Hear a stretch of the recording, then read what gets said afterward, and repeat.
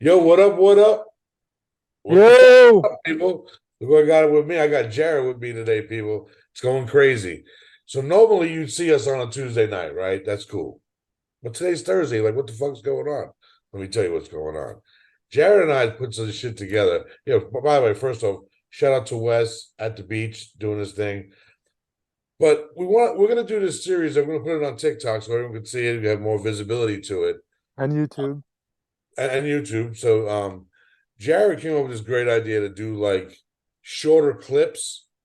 And so what we're gonna do is the first one tonight. We don't even have to. We can name it. I don't give a shit. You know me. I fly by the seat of the pants sometimes, people.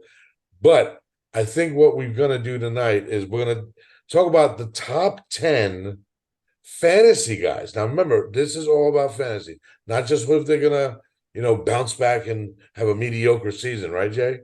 I mean, we're talking about bouncing back. If you're gonna draft these guys, if you kind of have to draft them or they fall into your lap drafting, these who we think is the top 10 comeback players. Now, here's the kicker. Not a kicker, by the way. Here's the kicker. We're going to do something called other side of the coin, right? So we may not agree with the guy. And so, like, say, Jared will go first, right? And he's going to say to me, whoever, right? Whatever. And if I don't agree with him, I'm going to play the other side of the coin and give you why I reason I don't think he's going to be that guy this year. So, Jay, we got to get you a nickname, though, brother. I've been thinking of it, man. You know, I use Philly because I know you're from Philly, and you rep Philly hard. By the way, my favorite Philly fan of all. It used to be Adam Perkins, but fuck you, Adam. Who's that? Some guy I used to work with. He's a Oh. putz, but he's from upstate New York, so he's not a real Philly fan.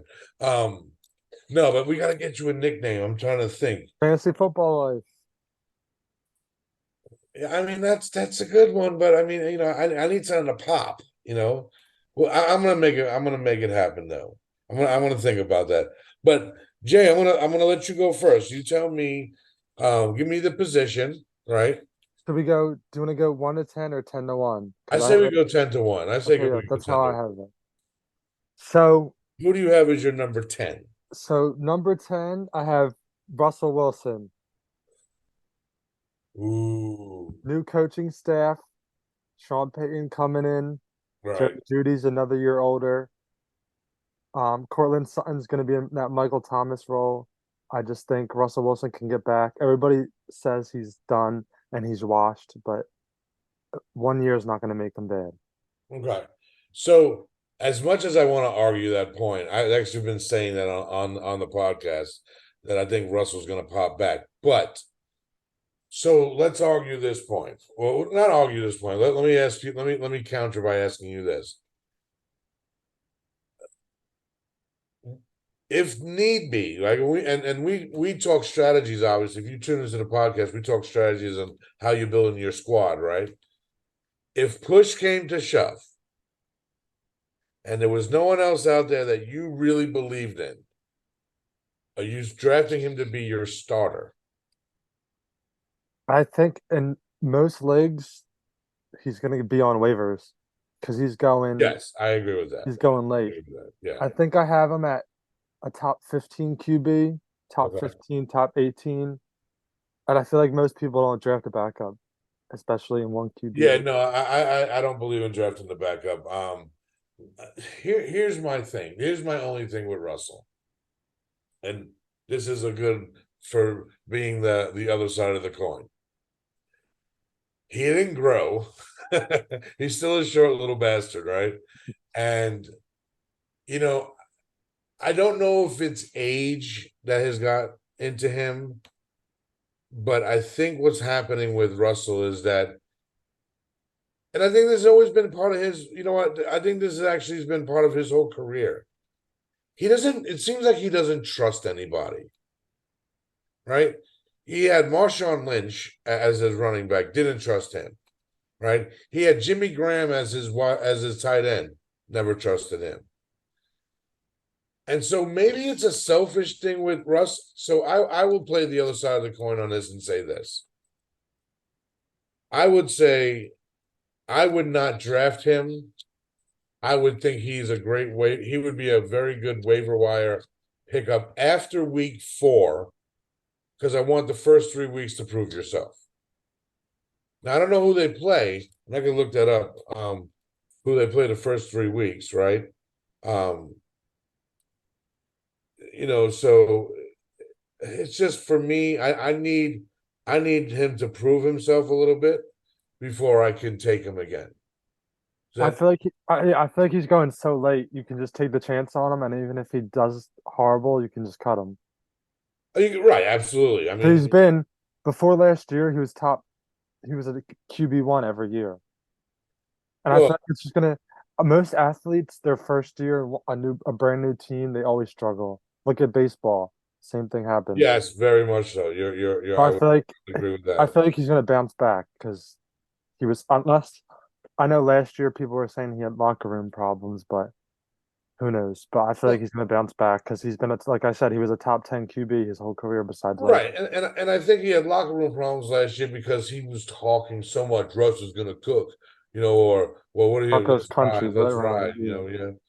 So here's what I'm going to tell you, and after looking at their schedule, they start off with the Raiders, right? Should Okay. on paper should be kind of an easy win, right, for the Broncos. I have another point, but we'll get to that after what you're going to after the schedule. Week 2 they play. Let's see who they play week 2. Damn, my Bengals play the Ravens week 2. Shit, man. Let's see, Broncos. Where are you at? They play the Commanders, and I think that's a better team than LA is, and then Los Angeles. I'm sorry, Las Vegas. I gotta get used to saying that shit. In Still Las two, but Vegas, yeah, two bottom teams. Yeah. right? But I think they're better. They're a better team. And then you got week 3. You got the Dolphins, and the Dolphins on paper are a good team. Solid defense. Pretty well rounded offense. So I will say this: if I would change my mind and even potentially even draft Russ, or not draft. I'm saying pick him up on the waiver wire if available. If he comes out of there, I want to say 2-1. Okay, I'll say 2-1 because of him. I would even pick him up if they were 1-2, but he still played good. I don't get. I feel like it's going to be too late though, because even if, like I said before, if you just draft him and he plays like, just cut him. But I mean, I don't give a shit how the Broncos play. He's cooking in fantasy. They could be 0-5. I don't care. Exactly. But like I said, if he's playing well, I'll take him. So all right. So I'll give you my number 10. We'll stay with a quarterback, which I thought. Um, I gotta go with my guy, and I've always been a big fan of this guy, is Matt Stafford, man. I know a lot of people are crapping on him because he's old and he got hurt. But I've never seen anyone play with as much guts as that guy's played. So I not only see him bouncing back, but I see him putting his team back in the hunt for the playoffs as well. Yeah, I was debating to put him on there. I just feel like the Rams are so crappy now. It's just him and Cooper Cup, but he was still good in 2022 or Yeah. 2021. But it all depends on if he's healthy. If he's healthy, then obviously I feel like he'll be a top 12, 15 quarterback. But I Okay. think the year he was his first year with the Rams, he was like top 9. So if he's healthy, he'll be fine. Okay. Because they're a pass heavy offense. Their running backs aren't that great. So you already know Sean McVay is going to want to pass the ball a lot. So if Matthew Stafford's healthy, I like the Rams. I have him on this list as well, and I don't know if I would go if I would put him in the top 10. I say he's outside of the top 10 of a potential bounce back player. Because you just mentioned it, I'll just say it, is Cam Akers. I think Cam has the ability. You don't think so? I hate Cam Akers. What is it about him you don't like? Uh, he tore his Achilles, I think, what, a year or two ago. Yeah, 2 years, yeah. The Rams have done everything they can to just say, we don't want you. Stop. Like, but he does when they say we don't want you, he does perform He well. performs right, which is But they it's just weird because they say we don't want him, but then the best they didn't trade for running back. Their other running backs are Kyron Williams, Ronnie Rivers, and rookie Zach Evans.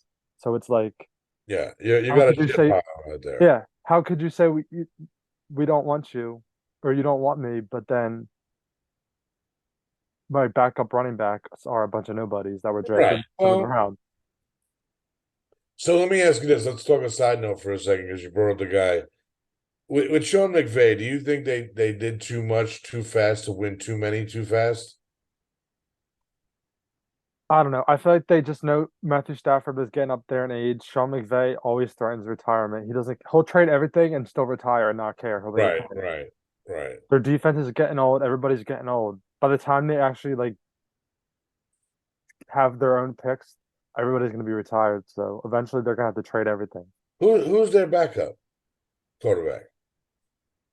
Oh, Bennett, the dude from Georgia, Oh, Stenson. Spencer Bennett. I I like like him I like him a in lot, dy dude. in dynasty leagues. I drafted him in the 4th round in a lot of leagues.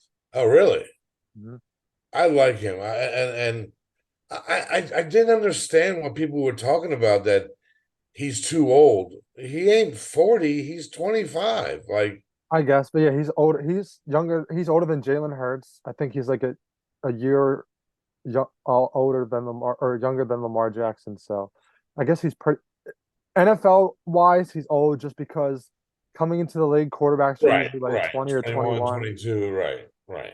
So by the time he hits his prime, he could be in like his 30s, but still, quarterbacks Dude, he tend won to two last back a to lot. back. He won back-to-back championships Yeah. in college, dude. And he played in a rough division. The SEC is a great division, you know.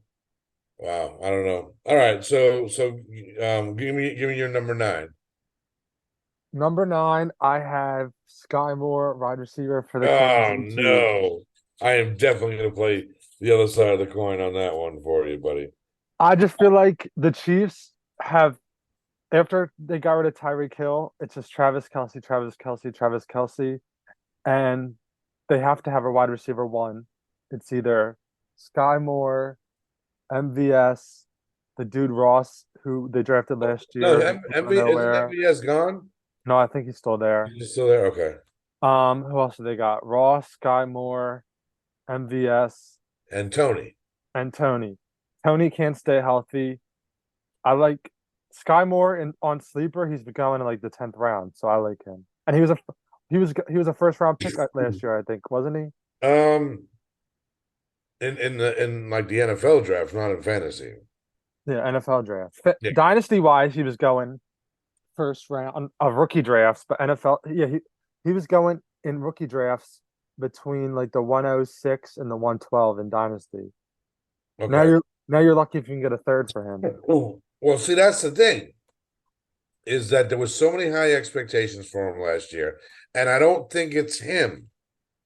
And I know everyone in TikTok land is gonna fucking lambaste me for this bullshit that I'm about to say, but I blame Mahomes for that.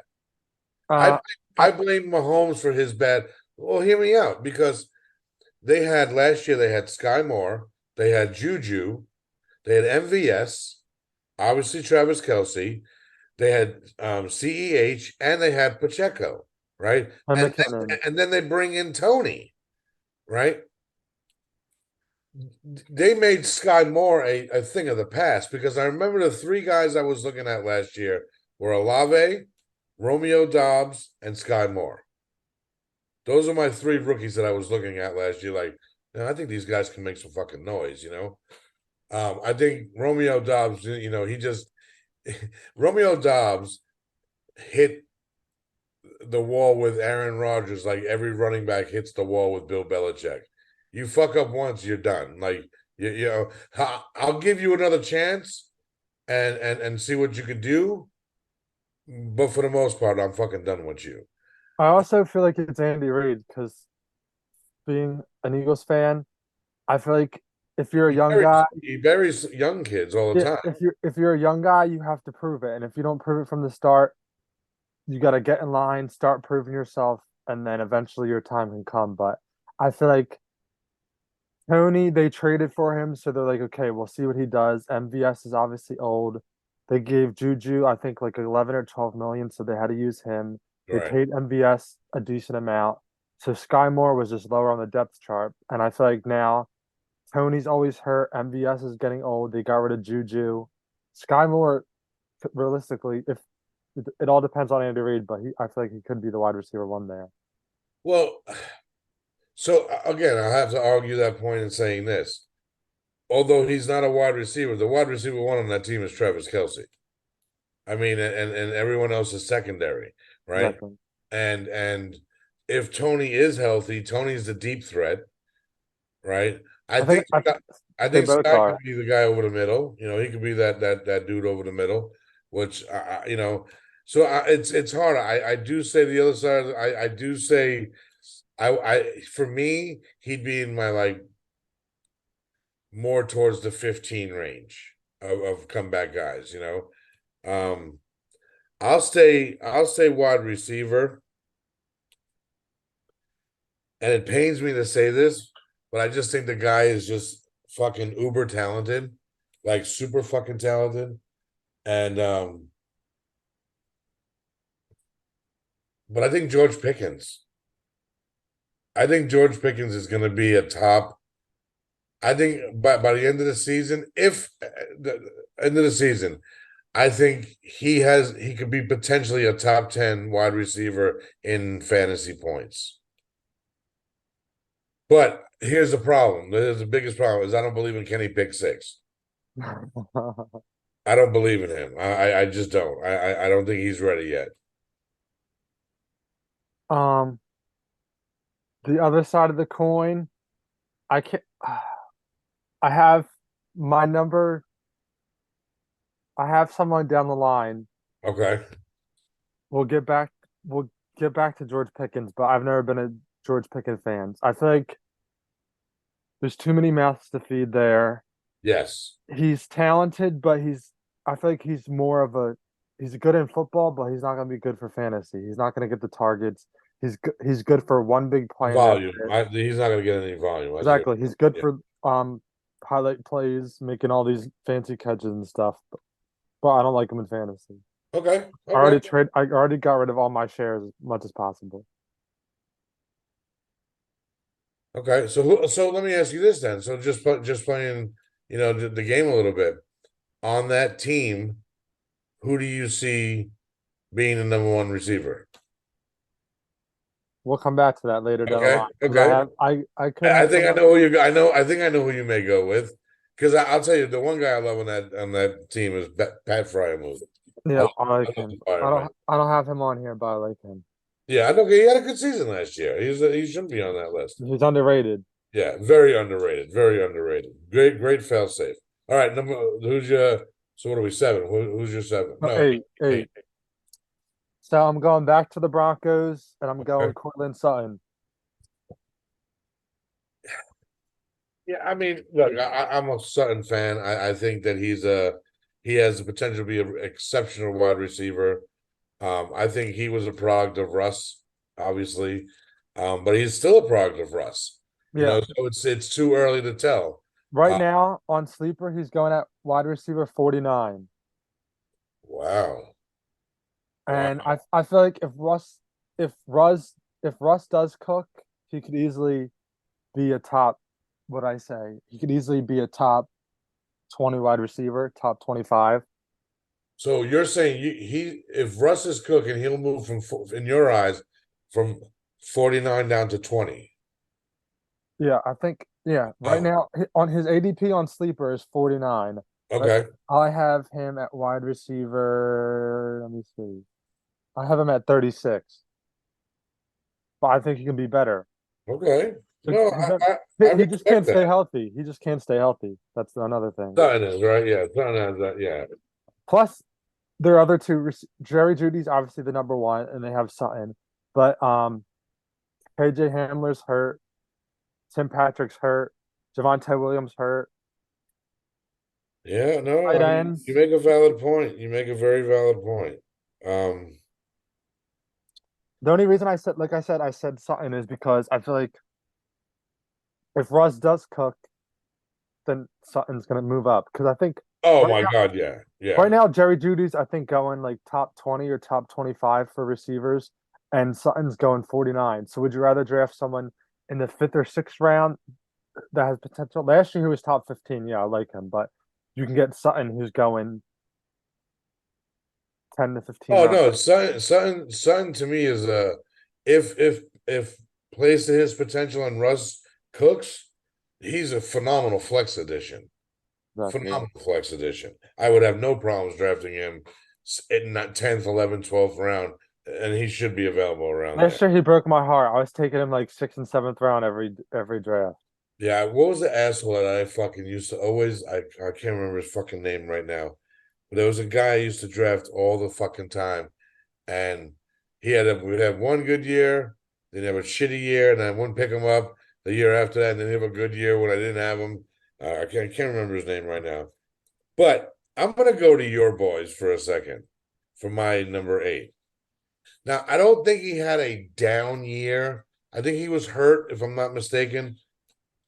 But Rashad Penny, I think, is going to light the fucking skyline of Philadelphia up. And I'll tell you why. He is an angry running back, right? And and I think the way he runs complements the way that Jalen performs. And I think Jalen will, I think, and I'm going to say this, and I hope for your sake it doesn't come true. But I think Jalen's going to take some early hits and he's going to back up off the running as much because the kid has, and I've said this since day one. I think Jalen Hurts has one of the best arms in football. He's accurate. He's methodical, and I love him. I like him as a quarterback. That's just me. But I think he's gonna. I think after like week 1 or week 2, he's gonna see what he has in that dog, and he's gonna give him that ball, and he's gonna feed his ass. And and Rashad, I think he has something to prove. He feels very. I watched an interview with him this morning. I think it was. It was this morning. And he said he felt disrespected by the Seahawks. Like they never really wanted him in the first place. And when you go to a team, and then when you wind up on a team that, I mean, call me old school, but how could not anyone pick them to go back to the Super Bowl, right? And I'm not just saying that because of you. You think you know that about me already. It's reality. They still got Jalen Hurts. They still got AJ Brown. They still got Devontae Smith. The NFC still sucks. The NFC still is well, it's sus because we don't know. There was a lot of moves made.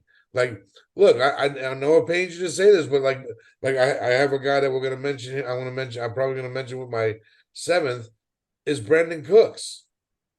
I think he's gonna be a phenomenal fit in Dallas, which is gonna do not.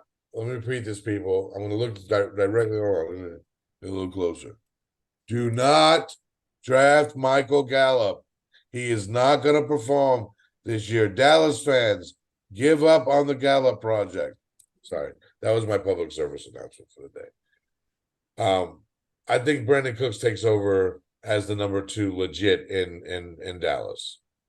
But what's going to hurt Dallas anyway? That's and we can have this conversation.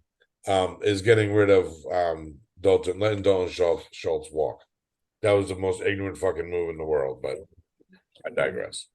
So Rashad Penny, uh, what I'm hearing is he might not even make the roster. No. Right now, you know who the running back one is in Who's Philly? Kenny Gainwell.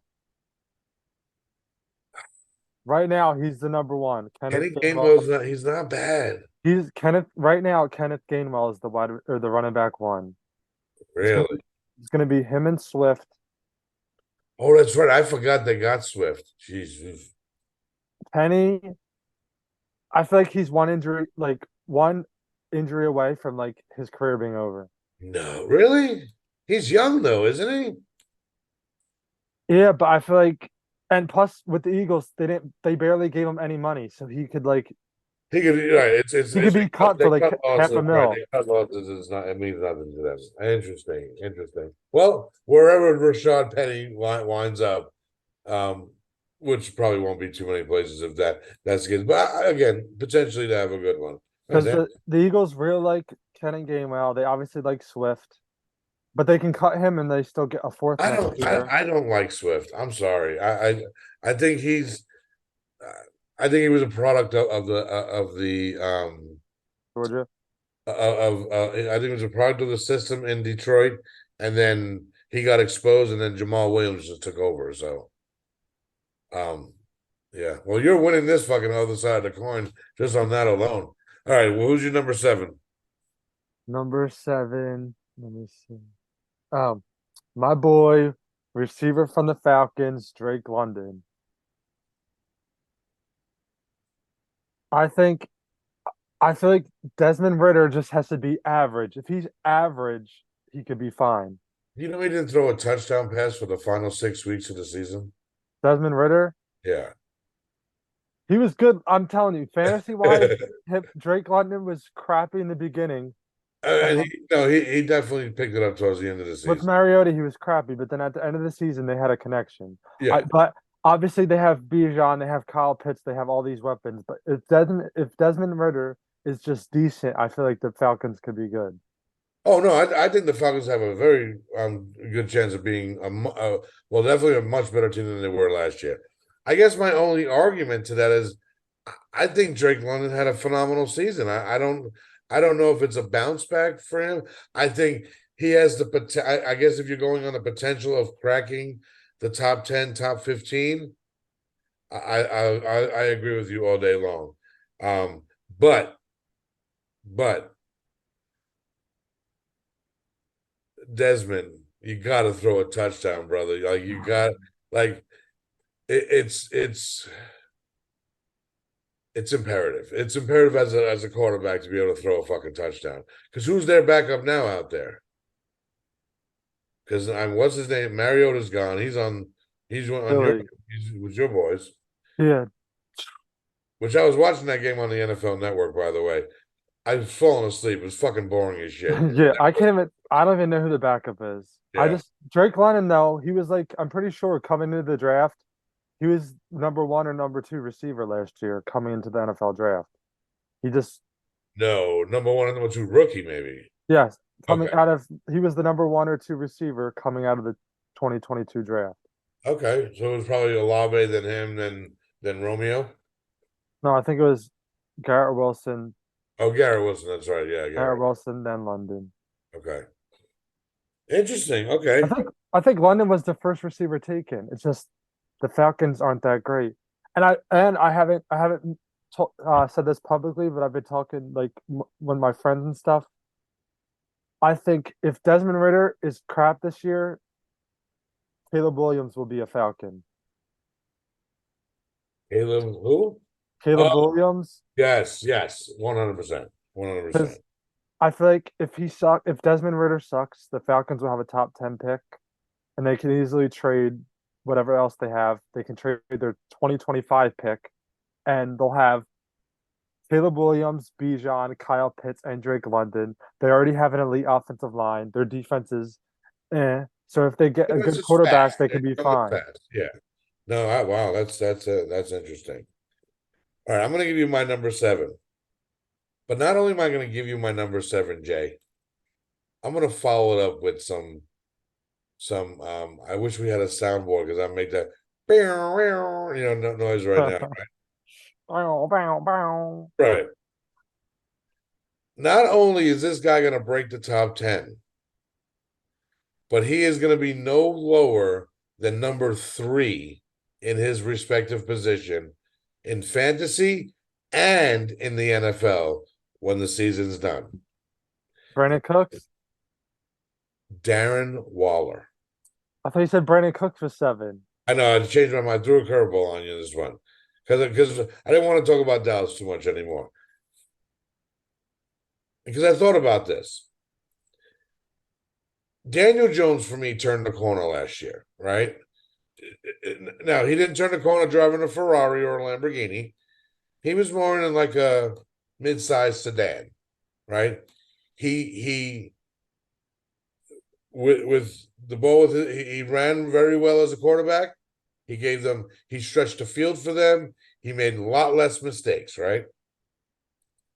If you go back a season before that, which is the 2021 season, there was a guy that he leaned on that had butterfingers. Daniel Jones. Yes, Daniel Jones leaned on some guy, Evan Ingram, who couldn't catch a fucking pass if he tried, right? And now we've seen Evan Ingram go on to Jacksonville and have success because I think he gels with him more. But Darren Waller is a game changer, okay? And Darren Waller is healthy right now. Darren Waller will be used as Daniel Jones' failsafe because I'm going to give you another nugget in here. I'm not going to say he's going to be top 10, but I say he's going to be definitely top 20. Is Shepard. Shep is on some next shit right now. He lost like 10 pounds and gained back 5 of it in muscle. He's faster, he's more determined, and he wants to prove himself. So I was having this conversation with my dad, and my dad was a diehard Giants fan, and my dad was like, I'm a little hesitant because it's still Daniel Jones, but he said it. If Daniel Jones could play the way that he played last year, now having Shep as a bona fide weapon, they still that other young kid that's really good. Hodges. Yeah, Hodges, and then they have Waller. That could be a recipe for massive success in New York. I just feel like wide receiver wise, they have so many mid guys. I receiver wise, I don't care about the receivers. It's going to be Saquon and Waller. Right.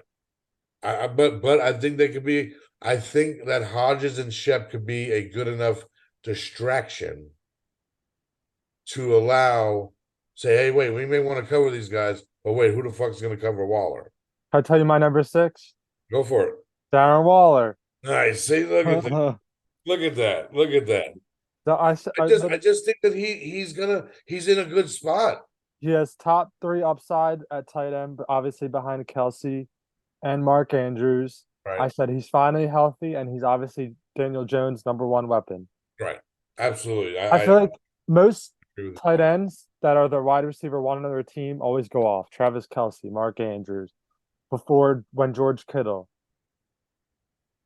All these tight ends, if they're bona fide wide receiver one on their team, they always pop off. you know what bothers me about Kittle? Can I be honest with you? And this is fucked up for coming from me, a fucking clown, and I like to joke around all the time. I think he's a distraction. I think he's the best blocking tight end in football. Maybe the best blocking tight end that we've seen in the last 20 years in football. And I've seen some good ones. But I think that he's more about, I think he's reliable. I just don't think that I don't think he'll fall in the top 10 this year. I think he'll fall out of the top 10, not in the top 10. George Kittle. I feel like fantasy, he's always I can name 10 tight ends right now. in fantasy or In like fantasy. I feel like tight ends. It's so hard because there's always you already know Travis Kelsey's always going to be up there. Mark Andrews is always going to be up there. Okay. Kittle, even though Kittle last year was tight end too, and he missed all these games. So I feel like tight end is so hard that George Kittle could be trash and he's still up there just because one week he'll score five, another week he'll score seven, but then 2 weeks in a row he drops like 50 bombs. So tight end position is just so hard that he would have to get hurt and like be absolute horrible to not be in the top 10. You want to hear my top 10? Sure. We got obviously Kelsey. I'm gonna go Andrews. Um Hayden Hurst is gonna be up there. Hawkinson is gonna be up there. What the fuck is his name? Hold on. I was just looking at him. Schultz in Houston, Waller, Cole Kmet is going to be up there. Dawson Knox will be up there. He's not a tight end one on his team anymore. It's him and Kincaid out there, right? Yeah. In Buffalo. I still think they're going to go to him. I just my feelings on it. What's the kid on the Jets? Conklin. Conklin, I think is gonna. I think because that's another person. Aaron Rodgers loves his fucking tight end, and Conklin's that guy. Um, I'll tell you my top when you're done. I will say I think Noah Fant is gonna have a bounce back season. Um, and I'll tell you, I'm gonna go home with this one, and then I got another one that's gonna go along with Mark Andrews. Is I think Irv Smith Jr. for my Bengals is gonna have a phenomenal season, and I think Isaiah Likely for Baltimore is going to have a really good season. I could see them all having better seasons than Skittles. So for my top 10, I have obviously Kelsey. I have Okay, Andrews. okay, I have Hawkinson at 3. okay, Waller at 4. okay, Skittles at 5. okay. Goddard at 6. Well, I didn't say Goddard. Okay, okay, it's Goddard 6. Another one you didn't. Okay, Waller at 4. okay, Skittles at 5. okay. Goddard at 6. Well, I didn't say Goddard. Okay, okay, it's Goddard 6. Another one you didn't say. Pitts at 7. It's another one that is going to beat Skittles. Pat Firemouth at 8. Another one I didn't mention will beat Skittles. Evan Ingram at 9. And 10, David Njoku. Hmm. And then 11, just because you said him and I like him too, is Cole Kmet. Okay, I love Cole Kmet this year. I think Cole Kmet's going to have a great season. He was a top 5 tight end, I think, the last month or two after the Oh season. yeah, he killed it. It was funny because he went. I remember it was early last season. He got passed around like a $2 hooker on the waiver wire, just because there was injuries and guys needed tight ends, and he had like I want to say he had like 3 touchdowns in 6 weeks, but then he had like 4 touchdowns in 2 weeks. I think it was Wes that picked him up and West rode with him the rest of the season. So yeah, Cole Kmet's a beast. Yeah, Fryermuth. Yeah, those guys I mentioned that could easily knock Skittles out of the top. And again, not that he's a bad tight end. I don't want the people out, the TikTok fans to, punish me and beat me in the face with tomato or something. But I think that because of what else he does so well and all the weapons that they got on that team, I think he's going to be asked to take a passive role. Now, my number 6, I'm going to go back to the quarterback room. And not only because he's a handsome motherfucker. Derek Carr. No. Jimmy G. Jimmy G. The best looking QB in the league. Best looking backup quarterback. No, the best Corn looking loving. quarterback. Dude, the reason I don't think, and I say this, it's kind of I'm other side in the corning myself, I guess. He has the potential, but I think it all stands with Josh Jacobs, man. I got a feeling that Josh is going to sign that tender here either this week or next week. I think if he does, it definitely helps Jimmy G's stock. If he does not, Jimmy G will be hurt by the middle of week 1.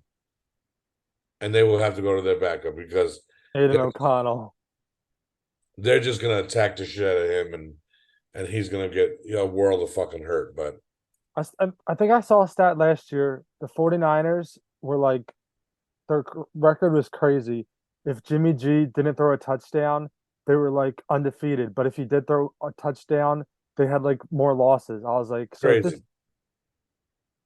he's the definition of a game manager. If he like doesn't turn the ball over, he completes his passes. Right. But again, the Raiders obviously are a lot different than the 49ers. Okay. They're So and they're in a lot harder division. yeah, oh yeah, oh The yeah. Raiders defense suck. Do you think the Raiders defense sucks? Yeah.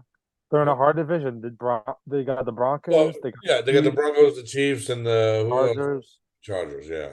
Oh no, they're definitely last place in that division. It's between them and the Broncos for the last place in that division. Interesting. Okay. I like this. This is fun because everyone always talks about and we've seen it because we've posted it on TikTok. Um, the top five, we want to look outside the realm, right? And we're probably going to do a show where we talk about, and I want to do this, by the way, is top five. We can even start this tonight if you want to. I'm looking at my watch. I want to see what time it is. Yeah, I got nothing but time. I'd like to do something along the lines of the top five quarterbacks, right? Or any position that everyone thinks is going to be great, Or won't be. but we think they're going to be crap. The top five busts. Exactly. Like if you draft these boobs, you're done. You're just done. So, I mean, if you want to start that now, we can do that. Or we can just go to five on ours and come back. Yeah, For the we the can other do it five. after. We can Okay, do it after. What am I at? Five? you're at five now. At number five, I have one of my favorite wide receivers. I have his shirt. My boy on the Chargers. He was a top 10 wide receiver last year when he was healthy. He was averaging 16.4 fantasy points a game. He's been a top 10 wide receiver every year he is healthy. That's my boy Keenan Allen. See, I thought we were going to say Mike Williams because I was going to agree with you. No, I agree with you either way. I'm not going to argue that point because Mike Williams to me is would be my number five. So we'll use the tandem of the Chargers wide receiver. When they're healthy, Keenan Allen is the best is top three wide receiver in the league when healthy. he's crazy route runner. He's got Oh, he's hands. He's phenomenal. got crazy separation. Yeah, he's fragile. He's a PPR monster too. When he's healthy, Yeah, he gets like 150 targets a year. yeah. I If mean, he's if last year he was, I told you, like I just said, he was averaging 16.4 fantasy points a game. He played 10 games. He scored 164 points. right. The problem is that they make his jersey out of the same material they do the blue tent because they know he's gonna be hurt at some point. Yeah, I think Same with Mike Williams. yeah, he was the top in 2015 and 2016. He was out the whole both two seasons. Then after that, 2017 to 2021, he was those 5 years top 10 wide receiver every year. Oh, he's an animal, dude. If he stays healthy, he's dangerous, and he's going in like the fourth or fifth round. And he has a great connection with Justin Herbert. They really do. They get along well. Um, Mike Williams can't stay healthy either, so that's a yeah. So plus. both of those guys. I mean, if healthy, Mike Williams and Keenan. I'll tell you this right now. If Mike Williams and Keenan Allen can stay healthy the entire season, the Chargers are fighting for the top spot in the NFL in the AFC. They also have Quentin Johnston. I like him a lot too. They got a good squad, dude. They are a very, very, very good team. Their defense is underrated. Derwin James Oh just my has to God, stay very healthy. underrated. Derwin James, Derwin yeah, James is a beast. he just has to stay healthy. Yeah, like Bosa. Bosa's an animal too. He He's a little can't bit. stay healthy either. He's a little racist too, but well, All that's another story. right, number five. So, so that was five. So now, and I gave you Mac Williams. You gave me Keenan. All right, so go number four.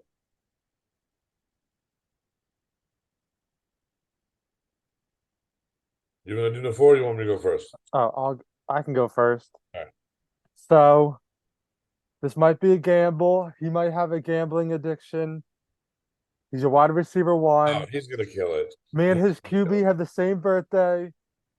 Trevor Lawrence, my boy Calvin Ridley. Yeah, 100%. I will not. Just I have him as potentially being the wide receiver in the grouping of all, the there's so many good ones out there, like better, more talented than he is, like the Justin Jeffersons, the Cooper Cups, the Jamar Chases, that I think are more talented than Ridley. But I think he's gonna play. He kid plays second fiddle to nobody. Rejuvenated. He knows it. What I love about this kid too is he knows he fucked up, and all he wanted was an opportunity. And when the Falcons gave up on his ass, and Jacksonville was like, "Oh, we'll take you." That's the redemption song. Plus, it's Duval County, man. They're gonna eat him alive there. They're gonna love him. They're gonna embrace that motherfucker to no extent. Um, His his ADP, I do like 10 mock drafts a day, and his ADP over the last like less than a week, he was going like mid fourth to late fifth. He's now going in the third round, oh, absolutely. I think which and I think that's even that can be that's wide receiver two or wide receiver three on your team. Most oh yeah. teams, yeah, Oh which yeah. is if he's Oh your yeah. wide receiver two, yeah, he better step up. But wide Absolutely. receiver three, that's I love him. He when he was on the Falcons, his best year, he's a top five receiver. And Trevor Lawrence is obviously way better than Matt Ryan over. Oh, way better than Matt Ryan. Fuck yeah. Doug No, Peterson's good. They're gonna be. I'm telling. Trevor, if Trevor Lawrence is an MVP candidate, Calvin Ridley, watch out. yeah, no, 1000%. All right. Well, I want to stay in the wide receiver realm with you. Um, and I really like this guy. Um, I think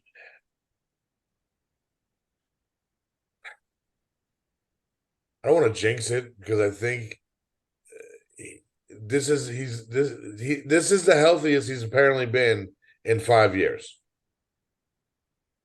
Michael Thomas is back,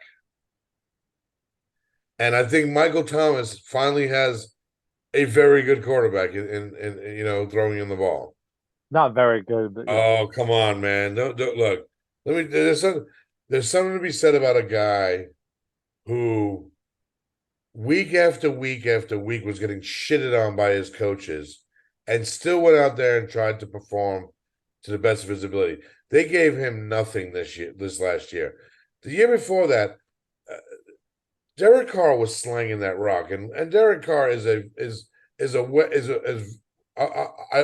nowhere going to say elite, believe you me, and I won't even say great, but way above average quarterback. He's gritty. He'll take a hit. He he does make mistakes because he's a gunslinger. But is it Dennis Allen that's there with him? Yeah. Right? And that's and who's the one who drafted him? It was Dennis Allen. Derek Carr, Yeah, Derek. Who scouted Derek Carr? He's on that staff now I believe yeah, in New Orleans. it was probably Maybe Derek Dennis Allen. Allen, Yeah, Dennis Allen. Yeah. right? So and now you're in a new spot, right? You're you're you're in a place where you feel welcomed. You're in a place where chaos does not just ensue just to look. Wes has been a Raiders fan his whole life, right? And we've always had this discussion. Even when rest in power, Al Davis, man, we love you, brother. Even when he was still around, the Raiders were always a circus, right? And I don't ever think that Derek Carr really fit in there. He's a God-fearing man. He's not about that bullshit. Although he looks like a thug from like Chino, he's not, and he's a good guy, And yes, he's going to the fucking I don't know if you've ever been there or not, but it's the smelliest fucking place on the planet, New Orleans. But they have a culture of winning. And they got guys on that team like Cam Jordan that will support him both from the offensive side and the defensive side. And so that's why I go with Michael Thomas. If healthy, Michael Thomas is a difference maker. If But healthy, yeah. I just feel like it's if been what? It's been 5 years, 4 or 5 years. again, I made a joke that no one really liked or got, but you know, Damar Hamlin almost died on the field well, died on the field, and he still came back sooner than Michael Thomas did. So I get it. The downside is prevalent, but yeah. All right, number four. Number Number three. three. Number Three. three. So you were talking about George Pickens, and I'm going to talk about my guy. 2021, he was a top 8 wide receiver. He's been top 5 or top 8 in targets. My boy Deontay Johnson. Deontay. Yeah, he just he has handle issues. He just can't he just can't score touchdowns. That's the thing. It's and that's bad.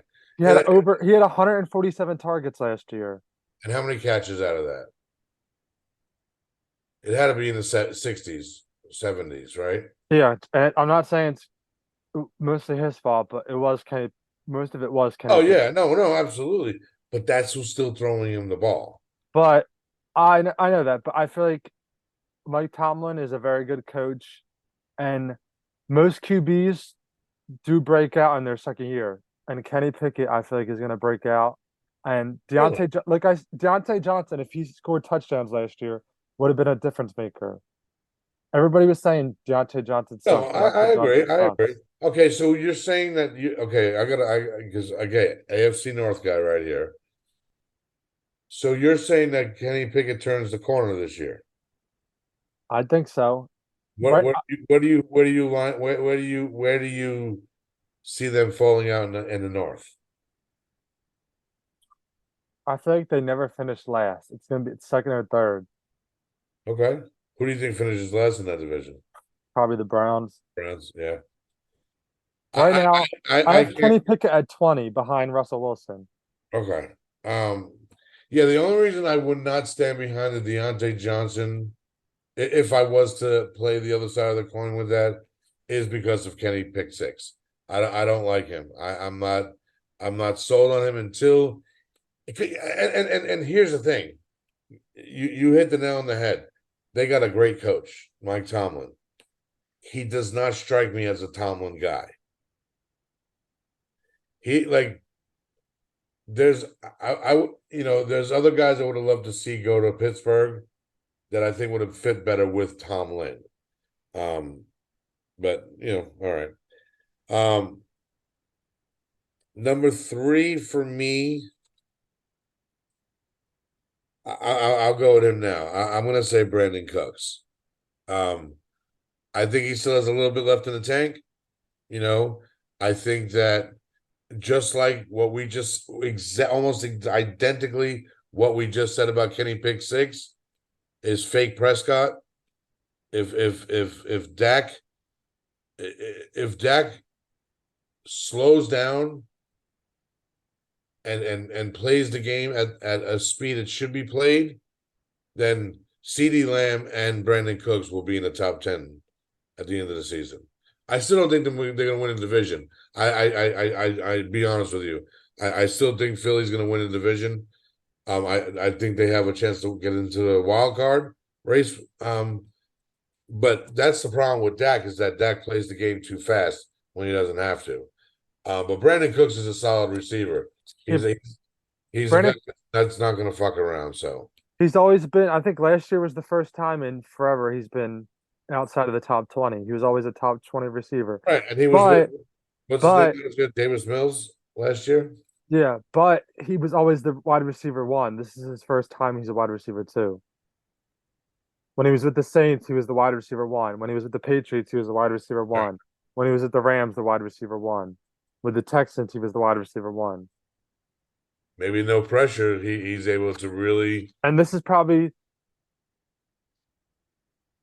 besides Tom Brady, this is probably his best quarterback he's playing with. absolutely. I totally agree.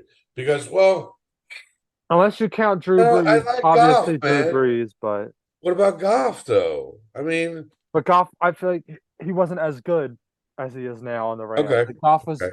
it was only his rookie or sophomore year. I would say it would go Brady Breeze then Dak with Brandon Cooks. Yeah. Then obviously, then Goff, then Mills. Yeah, Breeze is I we'll never see another. I think that kid was special. That was one of my favorite guys of all time. All right, number two. Number two, the 2019 MVP. He was hurt last year. Okay. I think he'll bounce back. They got a new offensive coordinator. They got him some weapons. Lamar Jackson. Can't finish the season, brother. I'm sorry. I can't get on board with it. And I'll tell you why. Because you're a Bengals fan. No. Look, I'm totally unbiased, right? He hasn't finished the season in 2 years, right? Yes, they've got him a few more weapons, 100%. Lamar is still going to do what Lamar does best, and that's Run. escape the pocket and run. Now, Lamar has a rocket of an arm. Raven fans out there, don't crucify me. He has a great arm. Is he the most accurate? No. He loves throwing to certain people that he feels comfortable with, and that's Mark Andrews. Speaking of, can I go to my one real quick? Because my one is Mark Andrews. You don't think he had a good season last year? Him and Lamar were hurt for a significant amount of the year. And I feel like if they're both healthy, they can help each other. If Mark Andrews is hurt, Lamar Jackson isn't Lamar Jackson. If Valid. That's a if valid Lamar point. Jackson's hurt, Mark Andrews isn't Mark Andrews. No, he suffers. Absolutely. So if they're both healthy, watch out. Okay, so now I'll talk as a Bengal fan. I'm not worried about those guys. I'm not. I'll be honest with you. Because again, it's not a matter of if, it's not a matter of if, it's a matter of when Lamar's going to get hurt. He is getting older, and I will say this: if he did not come back because of a contract dispute last season, then karma is going to bite him so hard in his ass that he's not going to know what the fuck hit him. Because I'll tell you this right now. I've had this argument with Wes. I've had this argument with viewers on the show. I don't believe in sitting out a season just to prove a point, just to get a paycheck, right? Like look what not Josh Jacobs. Josh Jacobs is a different story, and we can talk about him in a minute. But Jonathan Taylor, you have 2 years left on your contract. Yeah, you had an exceptional season 2 years ago, but you were hurt last year and you shit the pan when you were in this when you weren't hurt last year. Honor your fucking contract, right? Because the NFL has been and will be, has been before, is now, and will be after these guys are gone. A what have you done for me lately organization. Especially at the running back position. That's why owners don't want to pay him. They know Right. the last 20 Super Bowls, 20, that might be an exaggeration, but there's so many, the past few Super Bowls, all these teams win without elite running backs. Well, it's not Isaiah even Pacheco. Jared, but Checo did. But as much as I don't like the kid, because I just don't like him, I think he's a cocky piece of shit. Um, I like Pacheco, but he was only making 2 million a year. My point is but he's a rookie, right? exactly. On a rookie contract. Honor your fucking contract. You know how many guys don't make it to the NFL that are fucking starving, waiting to make it? And you're sitting here not wanting to sign, a contract for $10 million a year. Sorry, like Saquon kind of pissed me off. You've been hurt for 2 years, brother. Like you got to prove yourself. 1 year does not prove yourself. 2 or 3 years proves yourself. I just think it's harder for running backs because they know if after they have one good year, the following year they can be trash. So they just want the money now. So then when if they are horrible, they want to fall back and have the money. But Right. and if the NFL knows running backs don't help win. Because Do like I you said, remember? And you're old enough to remember this. Do you remember when LaDainian Tomlinson was on the Chargers? yeah, he was the best running back in football And you know why he was? because he played and he Oh, didn't care about that his money. no, because he had the greatest compliment in football to him, which was Darren Sproles. The way that the Chargers used Sproles, right, was the way that every team wishes they knew how to use their secondary running back. For example, I think one of the best 1-2 punches in football right now is Aaron Jones and AJ Dillon, right?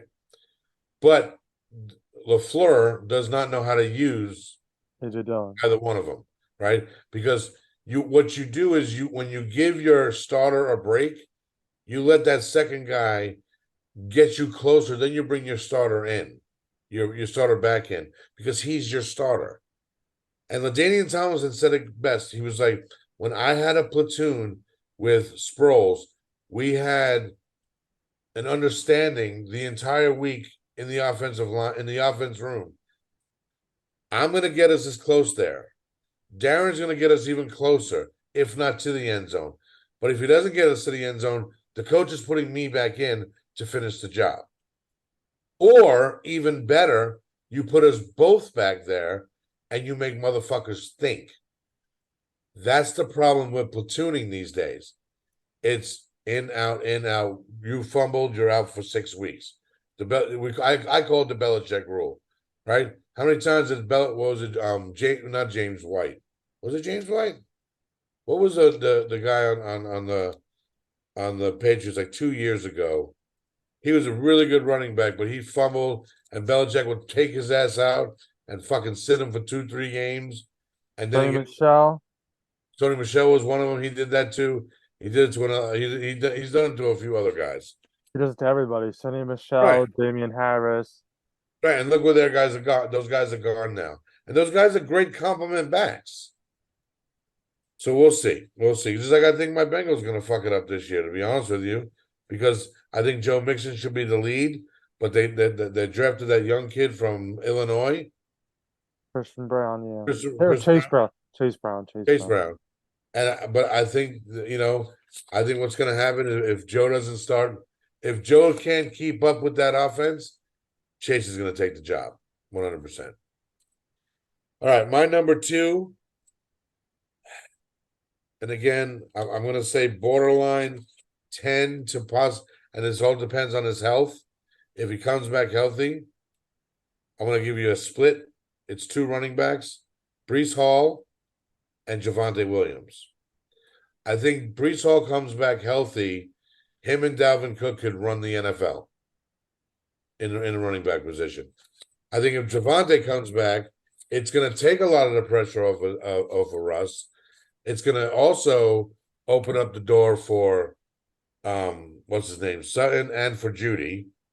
Because I think Javante is a good running back. I think both guys that I mentioned are very good running backs, but the question mark of it all is the health. Them activating Brees Hall the same day that they signed Delvin Cook. Yeah, I saw that this morning. I was so confused. I was like, they just signed Devin Cook yesterday. They're Right. putting It Brees Hall in didn't today. make any sense at first, but then I thought about it. I'm like, you're you're still gonna give this kid time. He's not gonna start, he's not gonna get into the game anytime soon. I don't think the kid sees the field until week 3, week 4. If you look at the history of running backs that tear their ACL, Right. they tear their ACL. The following year, they play like shit or they don't play at all. Then the 2 years after their injury, they come back. They come back as crazy now. Saquon tore his ACL the year after he played like crap. Then last year he came back and was a top 5 running back. Right. All these running backs do it. They get hurt, then 2 years later they're back to their full potential. The year after they play crap. That's why I'm always Javante Williams, sell. Brees Hall, sell. I agree. Dalvin Cook, and I like Samaje P. Ryan. Ooh, Samaje.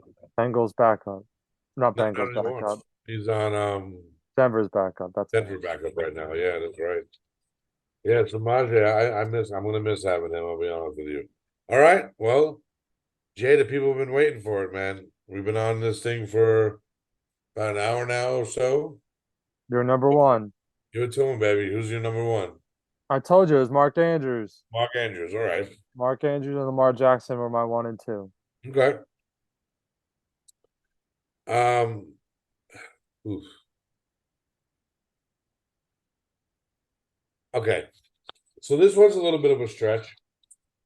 And I don't think he had I think in regards to how he's performed over the years, he had a very down season last year. He was hurt as well. But again, another guy that has been traded to a new team.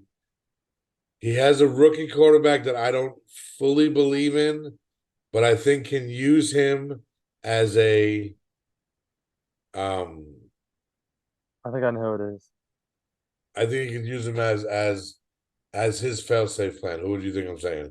Adam Thielen. 100%. 100%. I think Thielen is that guy. He's going to be a great locker room guy, so everyone's going to kind of rally around with him. Going to believe in his philosophies. I think he's going to help Bryce, obviously. I think the biggest help to that team, in conjunction with helping Thielen, is going to be Miles Sanders. And I'm not going to tell you why. There's three guys on that team that I think are going to make the big difference. The guy I have a man crush on, I always will, and he does. Hayden Hurst. I, Oh, I, Andy I Dalton. love.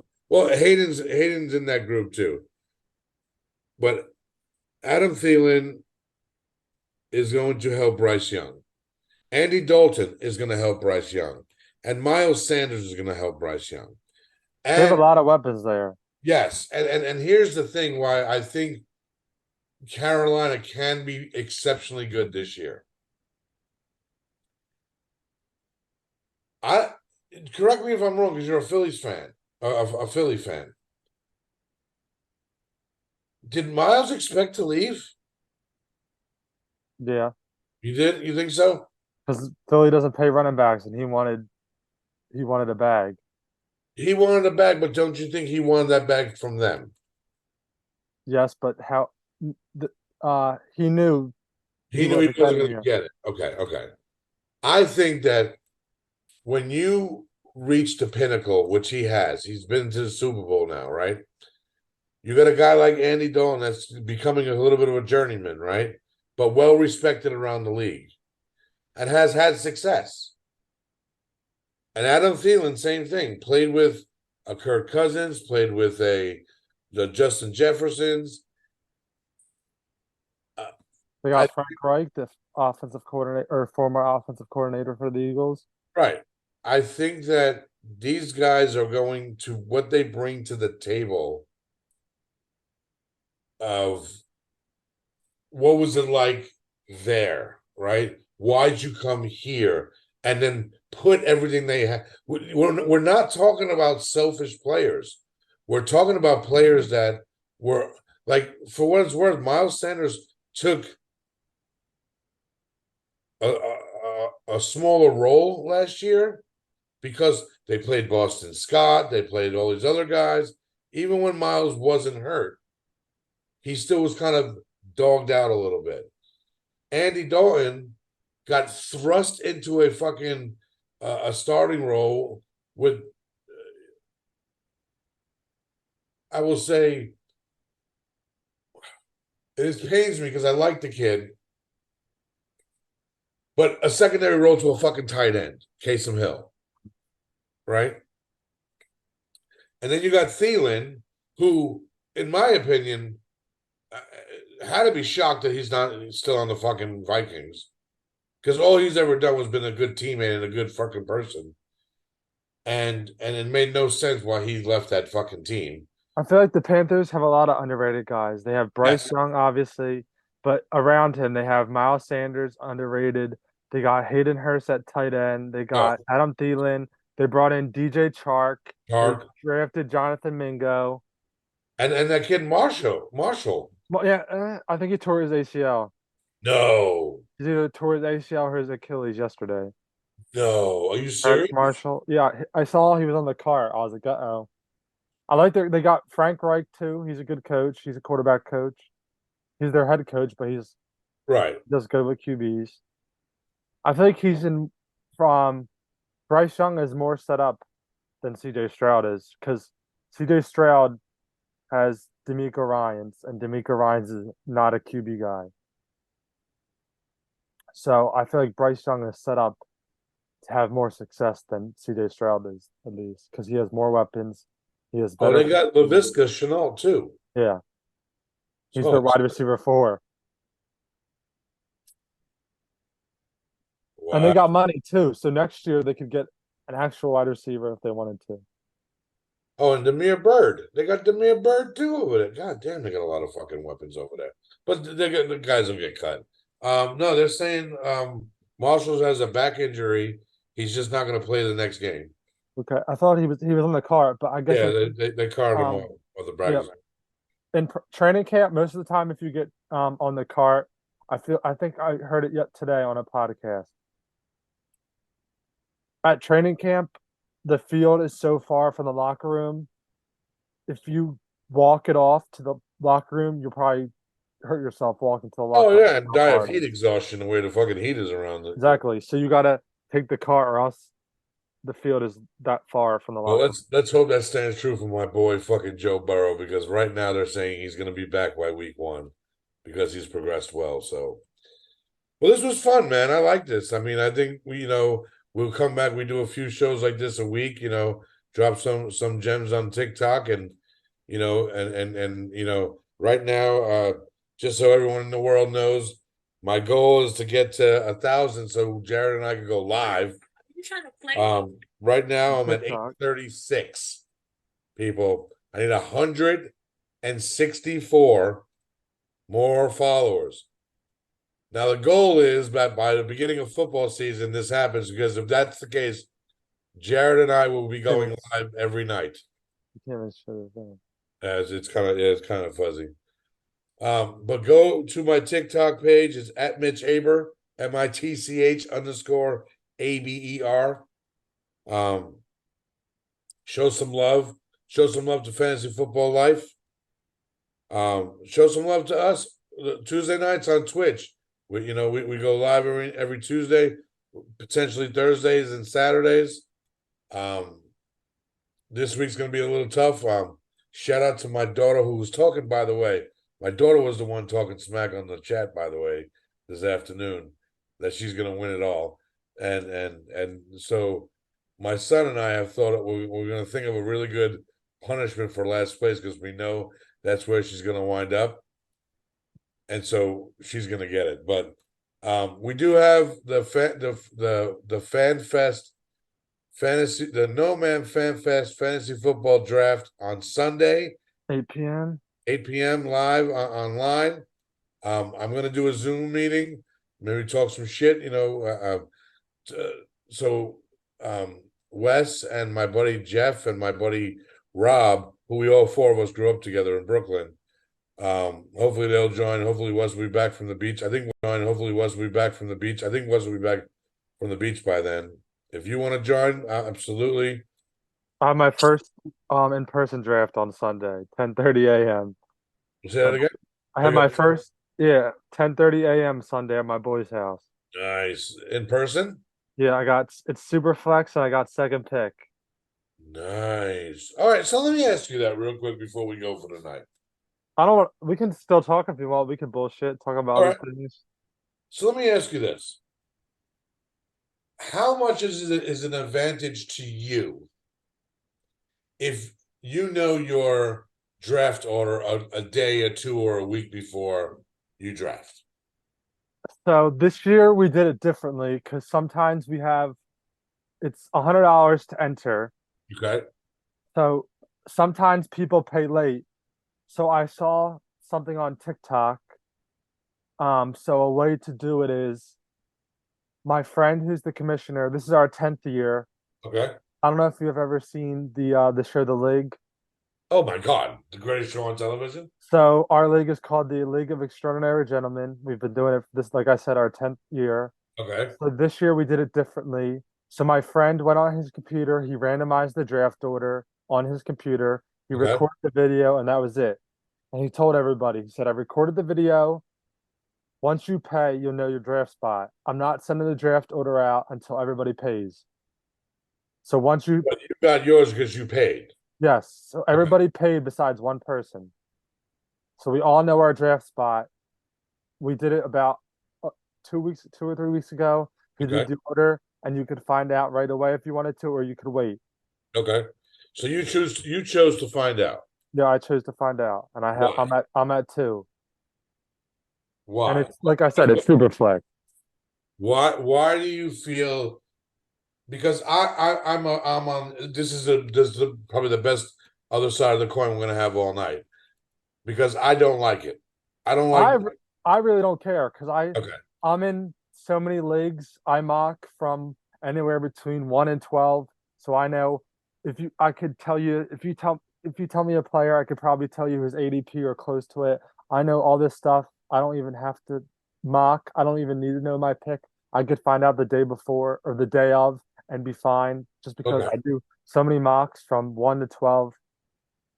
But if for other people, if you're only in one league, you want to know your spot because you have to know. okay. So let me ask you this then. What, in your opinion, is the advantage of knowing? Just mock drafting and knowing who's going to be around in that area. But so does that? But let me ask you this: does that only count in the maybe the top three spots? Because again, a draft could go. Look, you could do all the mocks you want. You could be in all the free leagues you want with everyone else you don't know. But you say you've been doing this league for how long? 10 years. Yes. How many people are returners? Consistent returners. So from the start, we have, I'll count. I think we have 6 or 7 have been from the start. One guy took a year off, Okay. but we have 6 or 7 who have been here from the start. Maybe, Start. maybe even more. So would you say you know how these guys draft? Yeah, this is our 10th year. My one friend has won 4 out of the last 5. And my one friend, when we first started, he won 2 out of the first 3. So we've had this is our 10th year. My one friend won 4. My other friend won twice. I won once, and my other friend won once. So we've only had 4 winners in 9 years. Wow. That's interesting. Okay. 4 out of the last 5 years, he won. Now, what's the quality of players, though? I mean, are we talking a bunch of boobs, or are we talking, or the majority are like you, like know know a lot about? I wouldn't say they're. I would say they're in the middle. They're not noobs, but they know their stuff. Okay, okay, okay. So my league, the No Man League, as you can see, the symbol behind me back there. Um, we've been doing it for about 16, 17 years now. My brother, who you'll meet, has won it, well, now 2.5 times, because he co-championed last year. Oh. Um, Wes has won it twice. I have won it twice. We have now we've had, I will say this, we've had a lot of turnover over the years. Over the last 12 years, yeah, it's probably because right now, like me, my dad, Wes, his brother, well, me, my dad, my brother, Wes, his brother, um, Kenny, Kelly. So I'd say about 7 of our 12 have been in the league consistently for about good 10 years. Okay. And the reason I say for me that I'm okay finding out my draft on that day is because I know how some of these guys draft. Some of them are homers. Some of them go for the sexy pick. Some of them go for the, you know, the the guy. Okay, so for instance, Kenny, who had never sniffed the playoffs, mind you, fucking sniffing a championship, came in tied with my brother last year, right? Well, I say tied, but the whole DeMar Hamlin game fucked everything up. I could almost bet I would bet my house, my left leg, my right testicle, and everything I own that Kenny, who had Joe Burrow last year and was a main reason he won one of the main reasons he was in that position, that Kenny will either draft him with his first pick or his second pick this year. Just because Kenny don't want to take the chance of losing him. Yeah, Like, I have my uncle's league. It's $250, 2 12-man leagues. okay, So he does 2 different drafts. One's on Friday, one's on Saturday. You can have the same players, but you don't play each other during the season. Come playoff times, each division winner plays each other in the championship. If you have the same players, they cancel out. But the Okay, one dude in my league will take all Eagles. He really? took Miles Sanders last year in like the second or third. He's Okay, but he okay. does good. But the league that I have on Sunday, my one friend, we're all obviously all from Philly, so he's a big Eagles fan. He'll take Hurts first instead of Mahomes Really? in Superflex. Yeah, But what round will he take Hurts? first overall. First round. And First pick? yeah, it's Superflex. It's Superflex. Well, I don't care if it's fucking Superman and had a baby with Spider-Man. I ain't Do taking no quarterback you know because what Superflex is? yeah, you could use it as a quarterback, wide receiver, running back, or a Yeah, tight you end. start two quarterbacks. Well, most people would. I don't know. I'm in a super flex league. I think I started two quarterbacks once or twice the whole year. I I went, do it. I had five wide receivers on my team that were fucking ridiculous. In all my dynasty leagues. I have two top 10 quarterbacks, and I'm just riding them Okay. because the advantage is crazy. You could have Derek Carr. He puts up 15 fantasy points a week.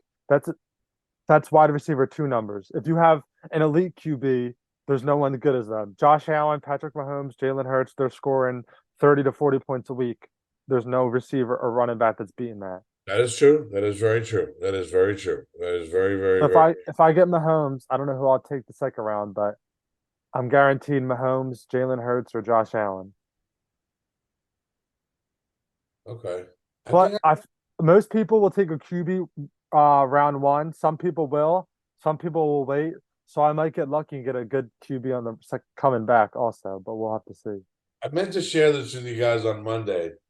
I've got a buddy of mine, does not play fantasy at all, right? Not a big fantasy guy,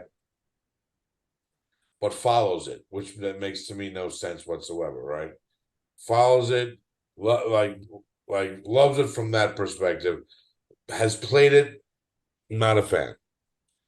He said to me, "Would I ever do a league where it's still you still draft 16 players, right? Because you just do your standard with a flex, but each round is designated for a position. So It's like kind the of like first, it's kind of like the wheel you did yesterday. You spin, but right, then whenever it gets taken, you have to delete it and then you go. right. Well, or what I say is, so like round one, you have to draft a quarterback. Round two, you have to draft a running back. Round three, you have to draft a wide receiver. The, Round four, you have to draft a tight end. And the then only reason I don't like that is because I feel like depending on where you pick, you could have a really advantage. If round one, if you have to draft a quarterback, whoever has first pick is getting the best. If you have last pick, you're screwed. why are you screwed? So let's name 12 quarterbacks right now. Because QB 12, my QB 12 is Daniel Jones. What about Kirk Cousins? He's 11. I mean, they may not give you that 11, he's value, 11 or 13. but okay, but Does that again, mean the guy at 12 on the way back would have the running back one? yes, you'd have right. So if you get the quarterback 12, then you get RB1. But then the guy in the middle screwed also because then he's just getting mid QB, mid receiver, mid running back. But again, my point is that when you're drafting, people are going to make mistakes. They're going to draft with their heart or draft what they think is going to happen. Exactly. And then You know what also is important? You got to know your draft board. Like you got to so since I'm second, if my on the later rounds or in the mid rounds, if I know I need a running back, but my friend also needs a running back, I can read the draft board. If I need a wide receiver and a running back, but he needs a running back and a tight end, I could take a tight end. He's screwed, and then take another player coming back. So you got to be able to read the board, see what position you need, the guy next to you needs, and maybe you could take another position and then get the other guy you want on the way back also. right. The two drafters I hate the most are the drafters that draft next best available because you put no thought into it. And I hate the drafters that sit there and don't understand how to build a team. Because again, the other day I had the sixth pick in just some rando fucking league on I believe it was Yahoo. So just I was bored. I was like, fuck it, let me just do a league, right? I had the sixth pick and I got Jamar Chase. And I think that's crazy. I shared with you my team, right? No. All right, just check Right, this out. right now, Jamar Chase. I did a top here. You want to know my top 10? I'll tell everybody my top 10 how I feel like the first round of the draft should go. Okay, So obviously 101, Justin Jefferson, right? 102, Jamar Chase, 103, Cooper Cup,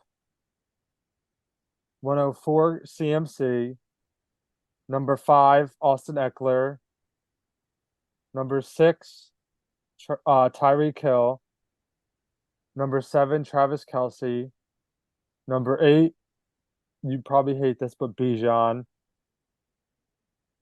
number 9, Stephon Diggs, Ooh, 10, CD's Nuts, 11, Saquon, and 12, Nick Chubb. But if I had, that's how I feel like it should go. It depends. Honestly, I feel like pick 7 to 14. There's so many good players. I wouldn't be mad if you took certain players because 7, like I said, pick 7 to 14, even later than that. There's so many players that are interchangeable. There's so many running backs. There's so many receivers. You could right. take AJ Brown. You could take Garrett See, Wilson. There's so many players. the Nick Chubb thing for me is hard for me to wrap my head around Yeah, but because I feel like the top 6 and the top 6, it's going to be the 4 receivers and the 4 running backs, or and the 2 running backs. Then Kelsey's probably Derrick Henry 7. and who else? No, not Henry. It would No. be JJ, Chase, Cup, Hill, then Eckler and CMC. That's the top 6. I got to tell you that I have Derrick Henry much higher. I have Nick Chubb much higher. I Um, think I have Derrick Henry like 201 or 202, so he's going and the reason I beginning of the have second. those guys higher and maybe Eckler a little bit lower, I said this on the podcast the other night, and I'm gonna stick to this. I think guys that are not having any sort of money disputes, concerns about contracts, those guys to me are going to be the ones that shine this year, especially running backs. And those guys are Nick Chubb, Derrick Henry, Travis Etienne. Um, Yeah, but PPR wise, Austin Eckler is getting 70 plus targets a game. Nick Chubb and Derrick Henry won't see that even close to it. yeah, I mean that Catches, one catch is like 4 or 5 carries. for them, right? Because what? Yes, okay, Nick Chubb and Derrick Henry are 2 touchdown dependent. If Nick Chubb could run the ball 20 times a game, have 100 yards and no touchdowns. That's 10 points. 10 Austin points. Eckler could do the same thing, but have 5 or 6 receptions and a couple of receiving yards, and he's He's putting giving up you 16. 15, Exactly, he's giving you 15 to 20 points. right? That's why in PPR they're obviously, but in standard leagues where it's not PPR, Derrick Henry and Nick Chubb are going way higher. And so you think still CMC is going to have that lion's share again this year? Yeah, the only thing that scares me is Elijah Mitchell because I saw something. I forgot it was probably Twitter. That's where I see everything. I think CMC averages like 15 to 18 points with Elijah Mitchell, and then without Elijah Mitchell, he was averaging like 22 to 28 points a game. Like with and without Elijah Mitchell, it's crazy how good CMC And is. Elijah's healthy this year with him, He's never healthy, but right? I feel like he already got hurt, but it depends. But obviously, it's CMC. He's the best. He's a cheat code. He doesn't have to score touchdowns to No, win see, fantasy leagues. He and averages 25 points a game. yeah, I've shied away from him. I will say, and not let me say shy, when I say shy away from him, what I mean. I have not been in a position to draft him in the last 3 years. Yeah, 4 he was my. I didn't have last year. I had all late picks except my one league. I had the first pick, but it was super flex. So obviously, I'm not going to take CMC. Right. But in regular standard PPR, I had CMC as my 101. Okay. I Okay. had CMC 101, and I think I had JT at 102 or 103. But Okay. everybody was like, CMC's hurt, CMC's hurt. If you want to win your leagues, you take the guy that's going to average 25 points a game, not Jonathan Taylor, who averages.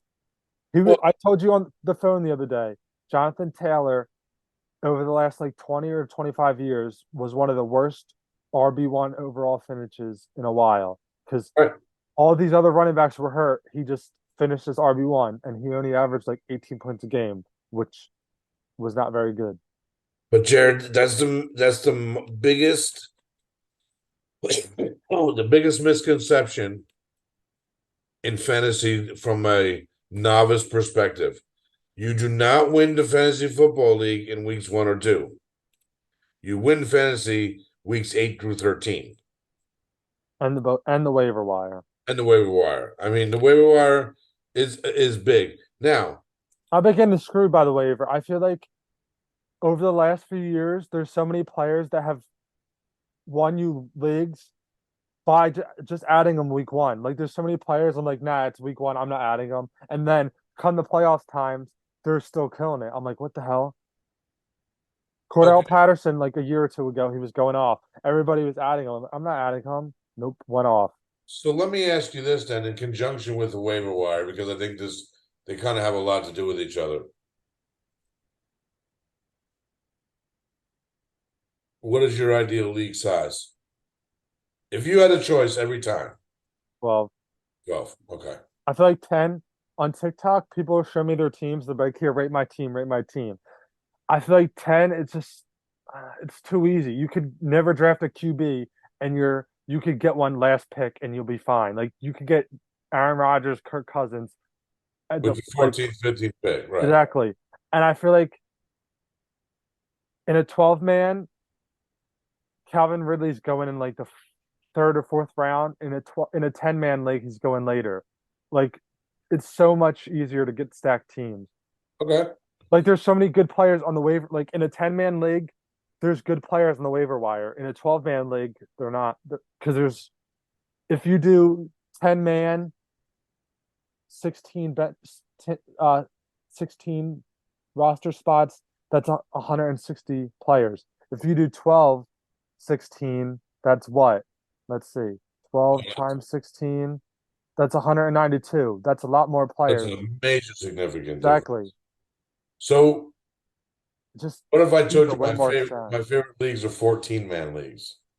I'm in one. It's Dynasty. My team, I took over an orphan.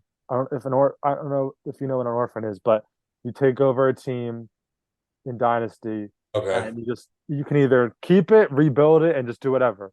But I took over an orphan for 14 man league, and I feel like it's even harder. If you don't have an elite QB, it's super flex too. So if you don't have an elite QB, your QB 14 is probably Gino. So again, another mistake that novice players make is they go into they draft the same way they do in a 10-man, 12-man, and 14-man. You got to change it up. 10 man, you want all the best players. 14, depth matters. Right, 100%. You got to have a bench. You have to have a fucking bench. 10 And man, you, you just you want don't you hammers. don't you You just don't want need studs. you don't need handcuffs in a 10-man league. You just want You studs. need them in 12 and a 14. 12 and 14, depth matters. I'd rather have like the other day, the trade last, I forget, I think it was last week. It was Deontay Johnson and Joe Mixon for CD Lamb and Khalil Herbert. In a 14 man league, I'm accepting that every day. In a 10 man league, I'll probably take a CD Lamb. Okay. Okay. I have one more question for you. This is a big one. Fantasy football. I would say you're very good at it. I hear a lot of what You say what I say. We all a lot of these guys, a lot of guys I know that are credible when it comes to playing fantasy football. I'm going to ask you this. What do you think is the biggest mistake people make? And what do you think helps them what do you think is the again from I want you to come at this from a very unbiased state of mind. Not how you draft Jared, but what's a mistake and a success that will make or break because anyone who's going to listen to this, right? I have two. Anyone who's going to listen to this, maybe a novice, maybe a beginner, right? Or even maybe that veteran guy that has just fallen down on his luck over the last few years and wants to get back and maybe considering changing a philosophy, right? So I guess and I kind of want you to be long-winded on this one. Give me your number one mistake that a veteran in fantasy football makes. I think there's two. Because going into it, a lot of people have strategies and they stick to it. They're like, oh, I'm drafting a quarterback this round. I'm drafting a running back this round. I'm drafting a wide receiver this round. You have to go into a draft and know when to adapt. Like to me, I do all these mocks. I'm like, okay, this guy's here, this guy's there. Then when it comes to the draft, I'm like, what the hell? This player fell. This player fell. This guy got drafted this early. This guy got drafted this early. Most of the time, when you come into drafts, your strategy just goes right out the window. And that's number two. Number one, I feel like most people go off last year. Like on TikTok, I was arguing with some guy. He was saying Ken Walker is still elite in fantasy. And I'm like, they just got Zach Charbonnet. The Seahawks are loaded. He was arguing to take Ken Walker in like the third or fourth round. I was like, people have to stop living off what happened last year. You got to look at the situation this year and see what's Right, happening. Like right. people tend to be like, oh, this player went off last year, so he's going to be good this year. You got to look at the situation. You got to look what happened. You got to see if they have who their new if they got a new coaching staff. You got to see if they got who their other if it's in a running back, who their other competition is. If they like for Seattle, for example, they just added JSN. They just added Charbonnet. You got to see who their competition is. So many people just base off their current draft off of what happened last year. They're like, oh, this guy was good this year, so he's going to be. This guy was good last year, so he's going to be good this year.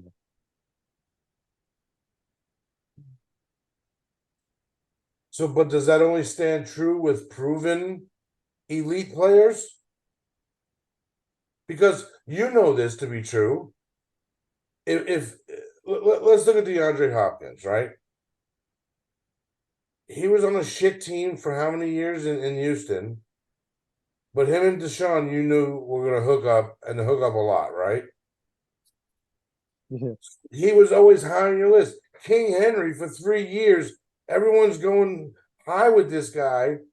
And this is and here's my real quick argument for Derrick Henry.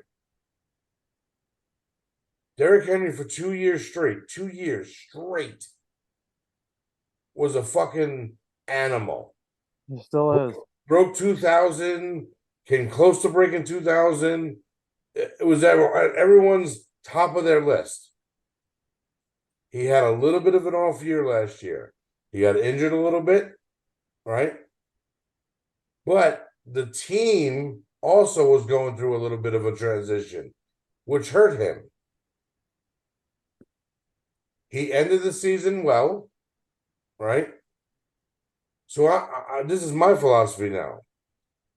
And I hope no one, I mean, besides, well, you're not in no man, so it doesn't, as long as you don't talk to Wes on the side, I'm good.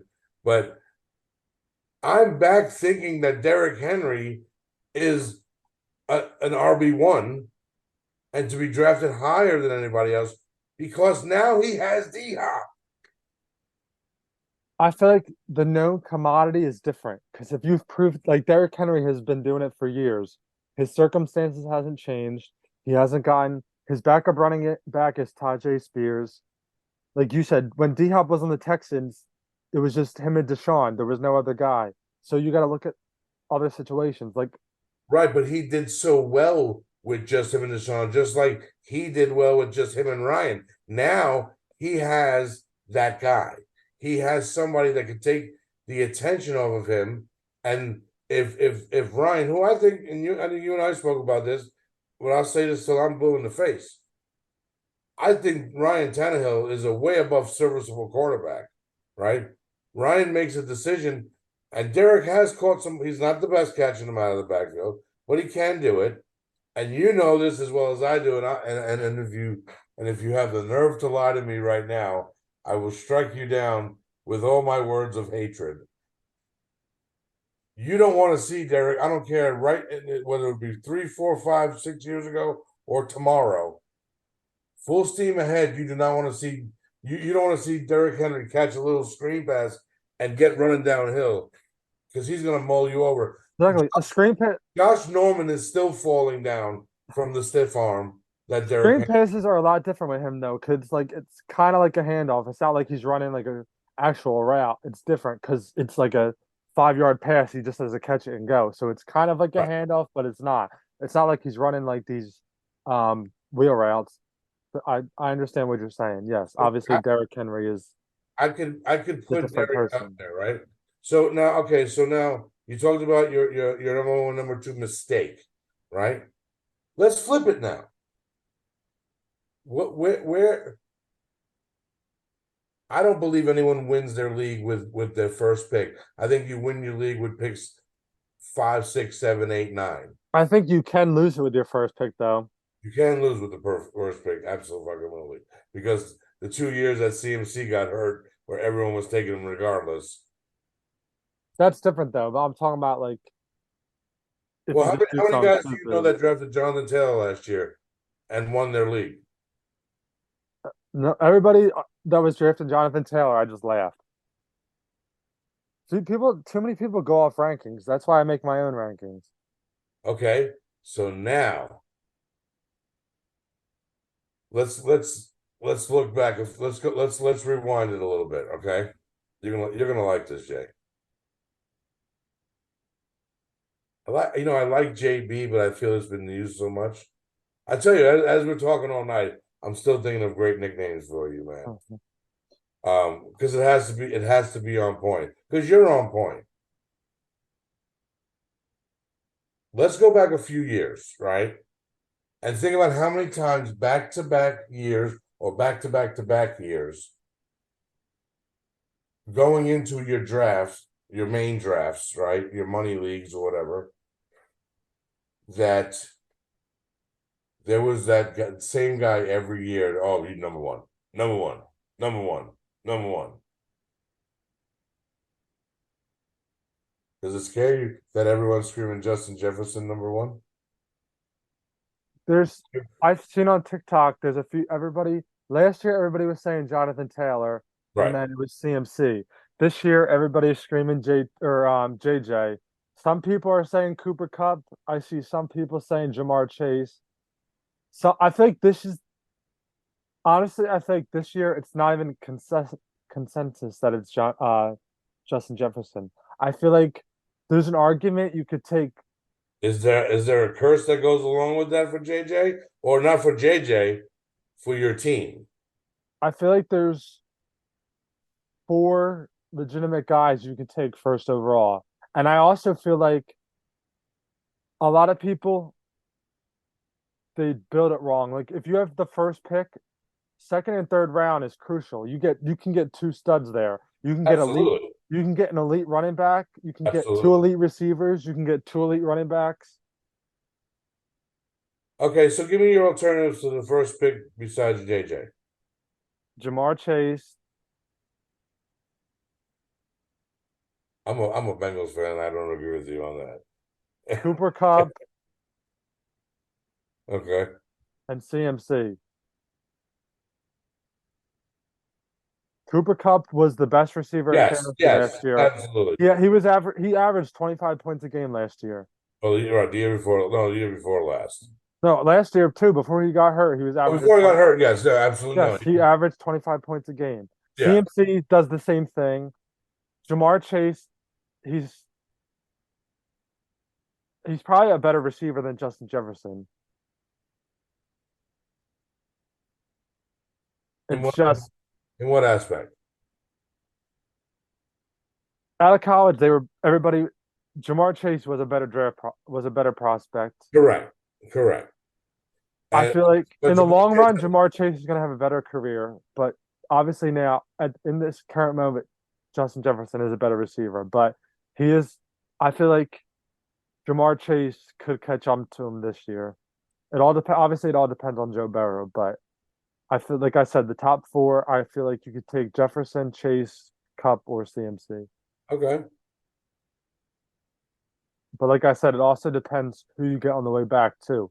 Because if I had the 101, I would probably take JJ. And then on the way back, I would take a combination of Waddle if fell. I would take Garrett Wilson if he fell, which they're probably not falling. They're not far. I don't think they will. Where do you think Garrett and Waddle go in the first round? No, they'll go mid to late second. Um, Okay. I I, I don't know who I would take because I feel like there's so many receivers that go early. It's hard. You can't get like the best receiver that might be available is T. Higgins or Devontae Smith in the second round. Yeah, but you say that like it's a bad thing. Yeah, What? but you're gonna hate me for this, but I'm not a big T. Higgins guy. Oh, I mean, I'm not gonna. No, I mean, I everyone. feel like I mean, T. Higgins I like fantasy wise. I don't like T. Higgins just because he's not he's never finished top 15 and right on that team, he not doesn't putting up produce fantasy like numbers. where he's being drafted. He's not putting up massive fantasy numbers on that. I totally agree with The you. best build this year, probably for the 101, would be JJ and then two running backs. A combination of JJ and then Tony Pollard, Ramondre Stevenson, or my guy, Jahmyr Gibbs. I love Jahmyr Gibbs. Wait, you're saying that if so in a, if I had the number one pick in my no man league, you're telling me go JJ and then the best running back I'm gonna have available to me when it comes back to 24 is gonna be Ramondre. Tony Paul, because this is how it goes. Tony Pollard and It Ramondre. goes the 101. I'll tell you the first round. It goes a combination of JJ Chase, Pup, Eckler, CMC, Bijan, Kelsey, Hill, and then you have Devontae Adams, you have Diggs, you have AJ Brown, you have Henry, you have CeeDee Lamb, and then in the middle of the second, you have Garrett Wilson, Jalen Waddle, Amon-Ra St. Brown. So there's so many receivers, it just pushes I mean, running backs to later. right. And so I mean you're talking potentially Josh Jacobs still around if he signs or doesn't Yeah, sign. he's Mixon, still he's there. Joe Mixon, Travis Etienne, They're Najee go Joe Harris. Najee Harris has been going late third. Joe Mixon has been going fourth or fifth, and so same with ETN. He's been going third or fourth. I will tell you this right now, and this is on our friendship, on our future endeavors together, and everything that we do. If if I have the first pick and I get I go boom and it comes back and so I get the 24th and 25th pick. If I went running back, and Joe Mixon and Travis Etienne are there, I'm taking them over Ramondre Stevenson and Tony Pollard any day of the week, 7 days a week, 24 hours a day. I feel you could possibly get them on the way back. You might. I feel like that's also you have to check out the ADP because I Joe don't, Mixon. to me, at this point, and I'm being honest with you, I don't give a rat's ass about the ADP. I know, but sometimes you got to look at it because you could say this player's so far down, he could fall to me. Right, but again, it goes back to what I asked you earlier. I know how my league drafts. So you know he's not going to fall to you. So yeah, I I get that. I, I know I could, although okay. So the majority of the guys in my, I'd say it's a 50-50 split, right?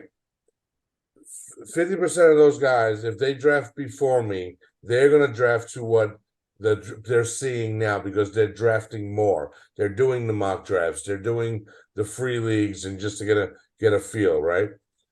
The other 50% that don't really care about it as much or don't have the time for it or whatever the case may be, they're going to stick to the same guns they've stuck to for the last 10, 12, 15 years.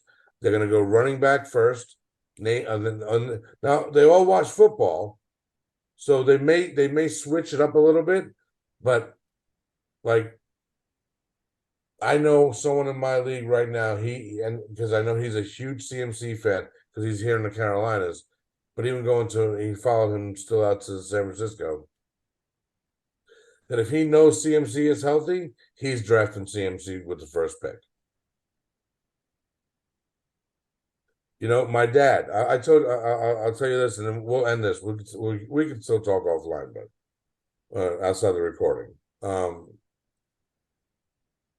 I want everyone in the world to hear this one. So when you make your clips, when you break this down, this is going to be a good clip for you to take. 2 years ago, not last year, the year before last.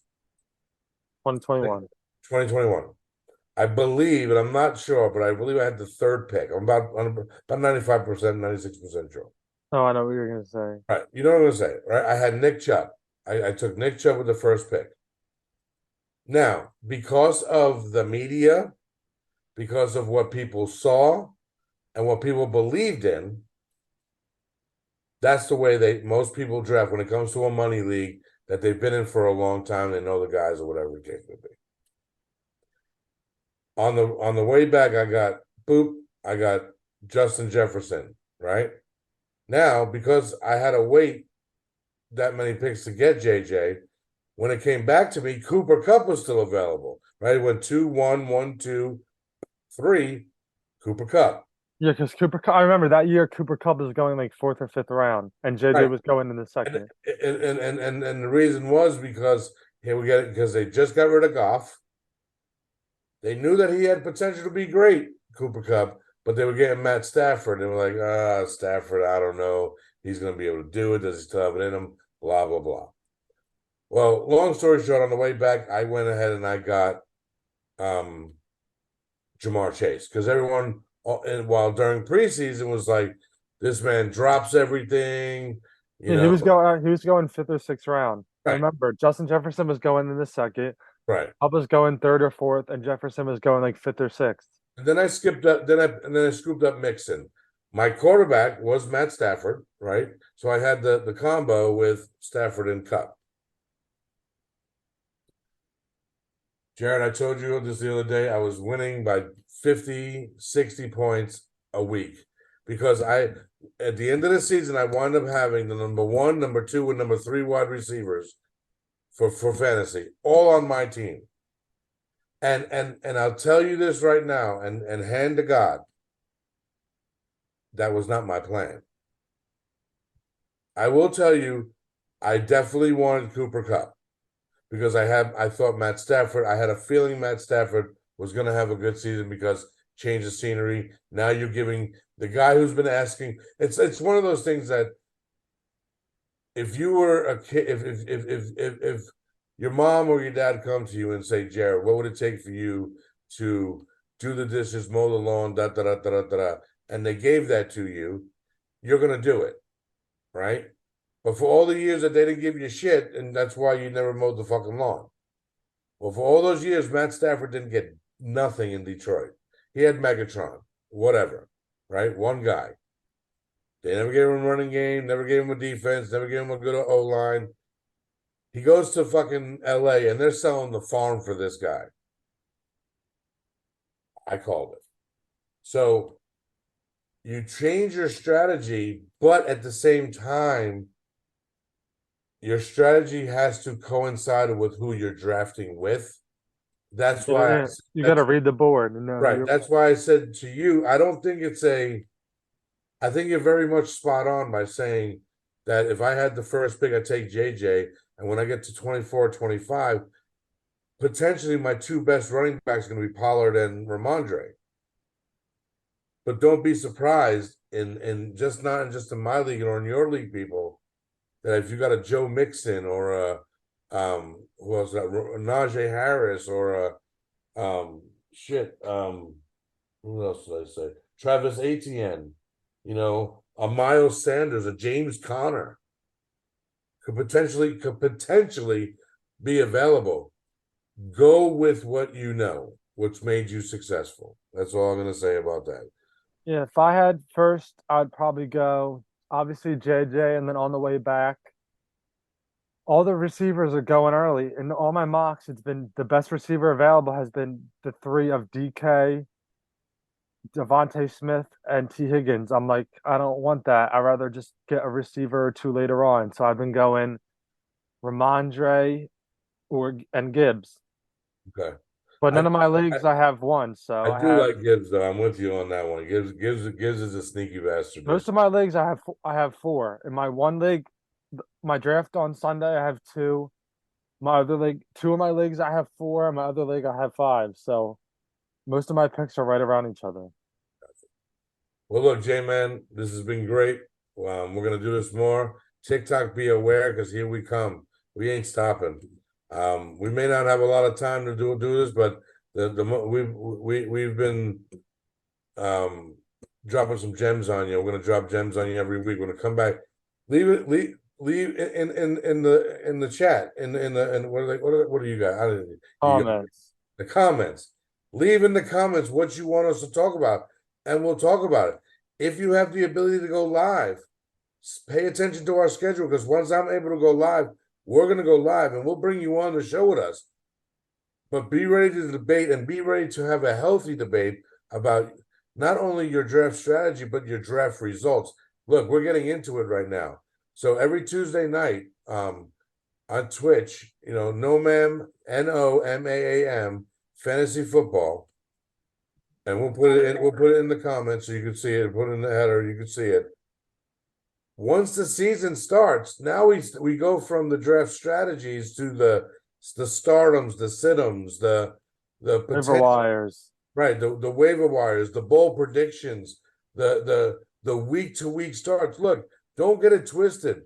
I've won leagues, a lot of leagues where I've benched stars in certain weeks because the matchup did not play to their favor. Don't be afraid to be that person.